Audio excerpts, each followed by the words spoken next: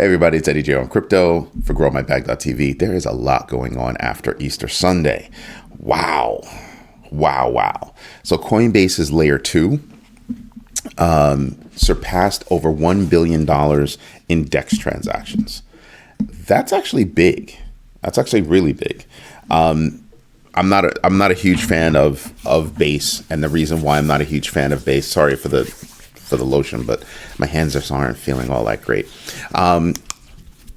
The reason why I'm not so happy about it is because it's just a transaction protocol, right? You can't buy a Base token, and so everything's just running on it. It's based on optimism. So I'm looking at some of these projects. I'm kind of like, I can see why you would go to Base, and the reason why you would go to Base is because you're probably faster to being listed on Coinbase than you are had you gone straight to Optimism, which is very interesting to me. But again, I go back to what's your utility, how much does it cost, blah, blah, blah, blah, blah, blah. And I'm still looking for, those answers when it comes to certain projects. Something else that's big, the United States Office for Foreign Assets Control, OFAC, has sanctioned about 13 entities in Cyprus and Russia because those entities were said to be helping Russians evade U.S. sanctions. That's actually going to wind up being a big deal. Russia's been trying to have a huge push into crypto to, again, avoid sanctions. So that's going to be a problem for them because they're specifically going after those entities, those loopholes. Next, the SEC. Nobody should be surprised, but you should sit down for this news. The SEC but is strongly considering kicking the can down the road again with regard to Ethereum spot ETFs. Why is that? Because they want to. There is no other reason.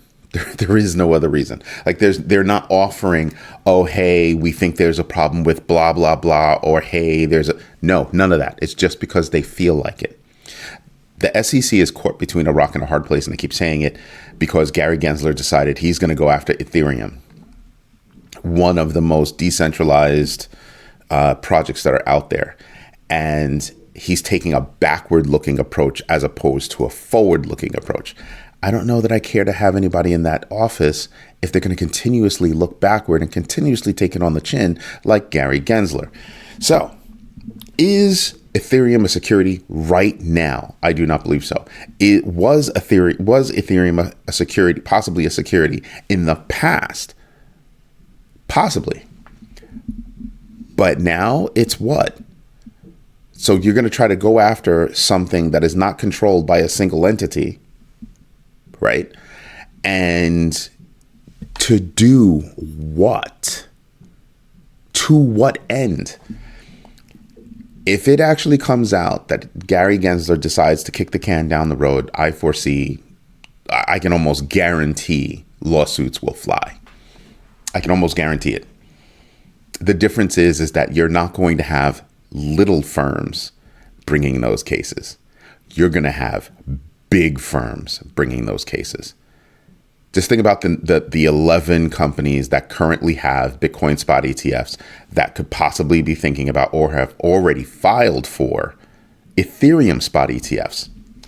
Yeah, that's big money to be going after the SEC. The kind of money that I don't think the SEC can afford to fight in court.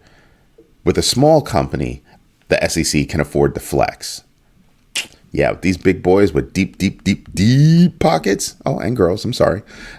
Yeah, they got deep pockets, really deep pockets. And Lord help you if they actually pool their resources to bring a case against the SEC. The SEC would get crushed. And then there would be absolutely no kind of air cover for Gary Gensler to catch that pink slip. That's honestly the way I'm thinking about it. You know what? Now that I think about it, you know what? Yeah, kick the can down the road just so we can kick all that off. Do that. You know what? Because think about this. If he kicks the can down the road toward the last quarter of the year, what do we expect to happen in that last quarter of the year? Well, you're going to have the halving event in like 20 days, right? That's one. Two, what else are you going to have? Oh, that's right. You're going to have interest rate cuts And what's that mean? Liquidity in the market. That's going to enter huge liquidity into the market. That's how you lower rates. So if there's huge liquidity in the market, money costs less to purchase, you're going to have a booming market. And that's going to make the case for the SEC even harder. Even harder. Because now there's going to be a huge bag of money being thrown at anything the SEC does with regard to delaying, again, the Ethereum spot ETF applications. That's honestly the way I see it. So to me, I think that would be great. Let's enter in, because a court case would mean like, okay, you're going to win. That's going to bump everything up again. So that would add to the number of catalysts that you would have going into 2025. Right? You see where I'm going with this?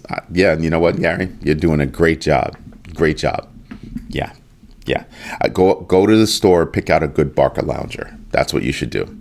Yeah. Because he's old. He knows what a Barca Lounger is. Because that's, I think, where he's going to be. Looking at Polygon Labs, the CEO is saying, listen, layer threes on Ethereum are bad. That's what he's saying straight up.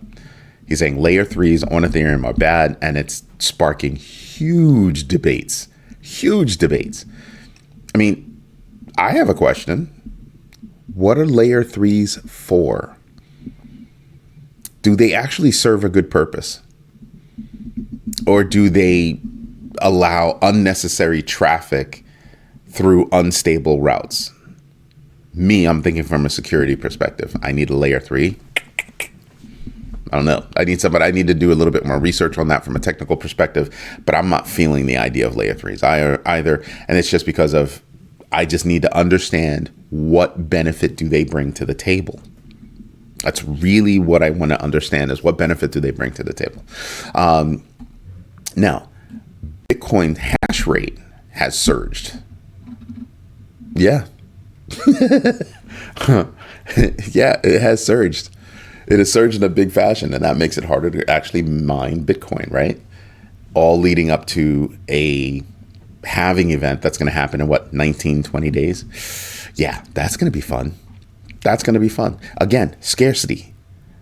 Scarcity is going to be the thing, which is why I also look at Shiba Inu, because they have a high burn rate. Any project that has a high burn rate and they can show you what that burn rate is, I'm going to be interested in them.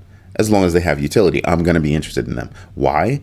Because people are not actually equating that burn rate to, those are coins that are no longer in circulation.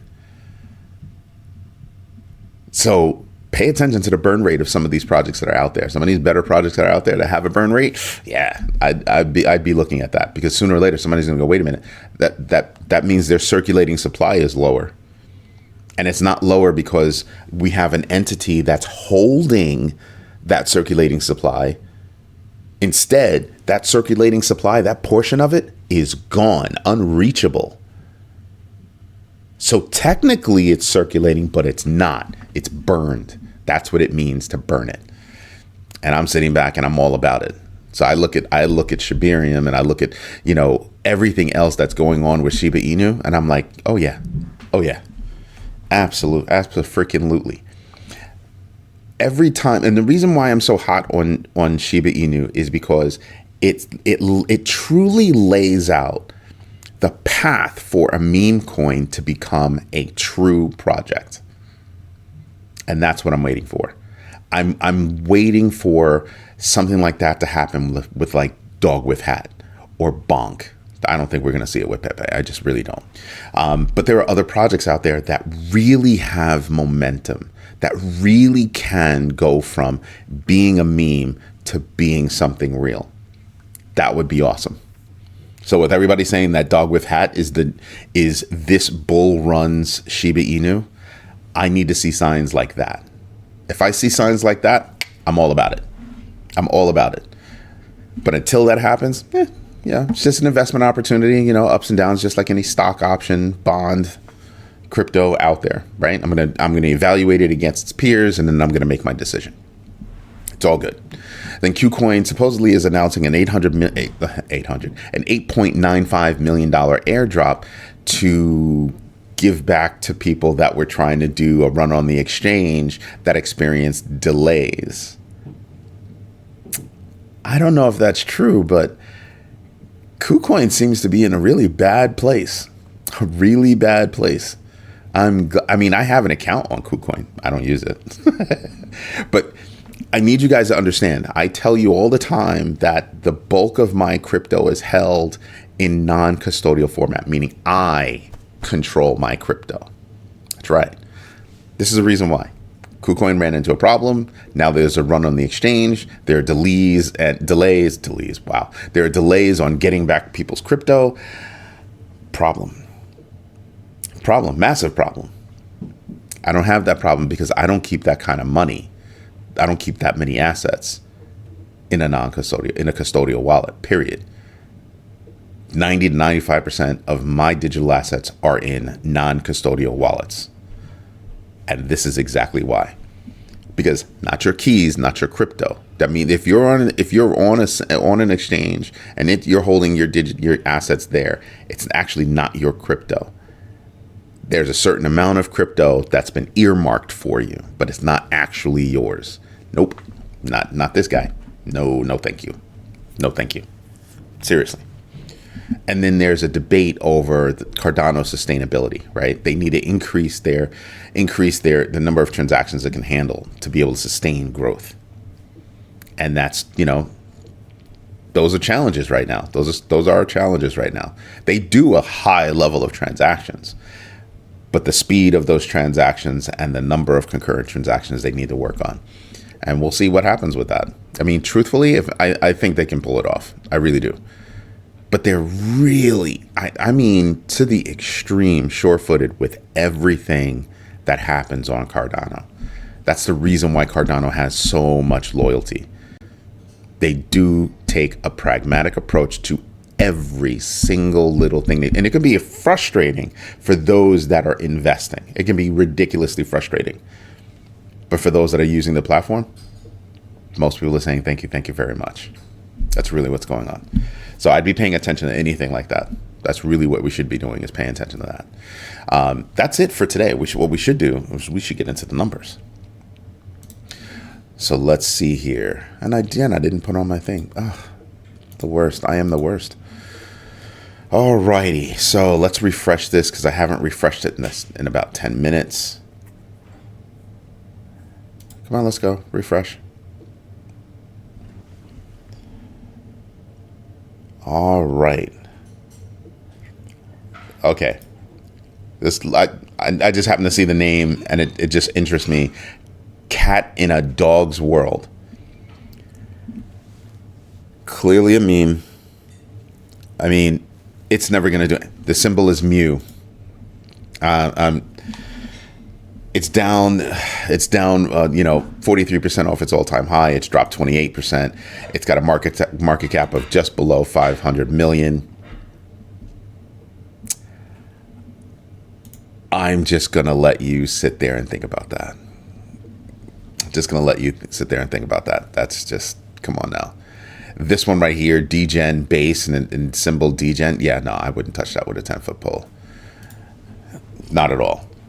And it's just because it has base in the name, and base is being used by Coinbase. So I don't know what they're trying to do and capture the degen market. I'm not feeling that. I'm not feeling that at all. Something like that would actually scare me. But who else is down that actually means something? That's the one I told you about. KuCoin, 8% down, 25% off its all-time high, only a $336 million market cap. But seemingly, I guess, moving up in its space. Celestia is also down 8%. Bonk is also down 8%. Dog with Hat is down 8%. Floki's down 7%. Let's see who else. Fetch AI is down 6%. Aerodrome Finance down 6%. Okay. Profit taking, you'll see mostly everybody down. Even Shiba Inu is down 6%. Engine Coin is down 6%. So you're seeing a lot of profit taking right now. Over the weekend, yesterday, I had looked and it was like over above, Bitcoin was over above 71 million, $71,000, 71,600, I think it was, something like that. So I'm kind of like, yeah, okay. And then looking on the other side, all the way down to about there, Anchor, Aptos, 7%, Radium, 8%, Jupiter, 19%. Interesting. Jitto, that's very interesting. Just above 500 million, and they're up 36%. Got to find out why. But I want you to pay attention to this. When you're looking at the positive, you're looking at the negatives. You're seeing a reverse correlation, right? They're not moving together. So all of these guys are down, and all of these guys are up. Now you just want to know, why are you up? Some coins are actually up. But so now you understand why, and why I compare this coin to this coin, this coin to this coin, this coin to its group of peers.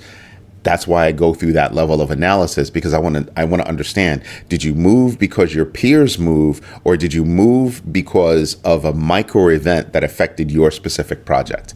See the difference? That's what I mean. Let's go down here. There you go. U.S. market. Yeah, we got some news coming out this week. We'll get into that tomorrow. The fear and greed index is 79. I'm expecting it to take a hit, probably like 77, 78 tomorrow. DeFi Llama, 124 billion, almost 125 billion in assets in total value locked. Let's see here. Again, pay attention, folks. We're still moving sideways. Although, when you look at this, it's a much more consolidated range right here, right? Right there. Wow. That's what I'm looking at. So I think we're poised for a huge explosion up. And you could kind of stop and think about that and say, well, in about 19 or 20 days, we're going to have what? A huge explosion up because of the halving event. That right there is going to make Bitcoin more scarce. That means that only right now there are 900 Bitcoin that are being 900 Bitcoin that are being mined right now. After the halving event, it'll be 450. It will be 450. Oh, there was news about Toncoin. Apparently, Telegram is making it so you can purchase, services on Telegram using Toncoin. So I'm expecting a huge surge over there just because they've introduced a real use case. I still don't like Telegram. And so that means I'm not a huge fan of Toncoin either. Like I said, everybody's big red down, SHIB, dog with hat. HBAR is down. That's one of my favorites too. Link is down. Injective. Render is down. TIA is down. Celestia. Bitcoin Cash up. Bitcoin Cash is up. That's interesting. Going against the market. And supposedly, I believe in the UK, a judge said that Satoshi also created BSV. So not just Bitcoin, but BSV as well. That's interesting, just from a geek's perspective. And then here's an outlook from, right now, how everything looks. Ethereum down, only year to date, 55%. Bitcoin 64%. You normally don't see that. Normally you see Ethereum on top, but right now Bitcoin's on top. That's very interesting. BNB coin 87%. This is why I tell you guys to look at all these numbers straight across, because now you can start to see how the market was moving and then how these coins moved. Oh, the market went up, but this coin went up. See what I mean? So there's more money to be made with certain projects, certain coins that are out there. And that's a part of my analysis. All right. Anyway, this is Eddie J on crypto for growmybag.tv. If you like what I'm doing, do me a favor, drop me a note, drop me a thanks, drop me anything, and I'll be greatly happy. Now, something else I would like you to do, if you think there's something that I can do that's better, like I said, somebody suggested that I use a better camera.